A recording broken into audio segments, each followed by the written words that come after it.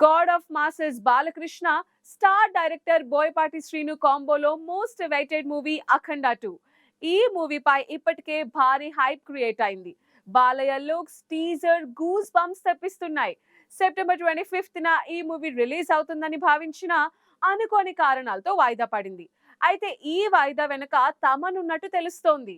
టాలీవుడ్ లో ఈ ఏడాది సెప్టెంబర్ 25 అత్యంత ఆసక్తికరమైన రోజుగా మారాల్సి ఉంది. పవన్ కళ్యాణ్ నటించిన ఓజీతో పాటు నందమూరి బాలకృష్ణ నటించిన అఖండ 2 ఒకే రోజు విడుదల కావాల్సి ఉంది. అయితే సాంకేతిక కారణాలతో బాలయ్య టీం వెనక్కి తగ్గడంతో ఓజీ సోలో రిలీజ్ కు మార్గం సుగమమైంది. ఈ వాయిదా వెనుక సంగీత దర్శకుడు తమన్ కీలక పాత్ర పోషించినట్లు తెలుస్తోంది. ఓజీ చిత్రం ఇప్పటికే పలు వాయిదాలతో ఆలస్యమైంది.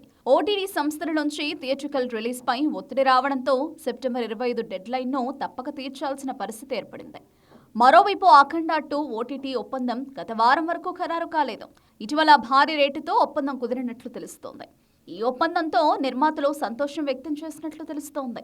అఖండ 2 రిలీజ్ విషయంలో ఇంకా సందిగ్ధత నెలకొంది. డిసెంబర్లో విడుదల చేయాలా లేక సంక్రాంతి వరకు వేచి ఉండాలా అనే దానిపై నిర్ణయం తీసుకోలేదు.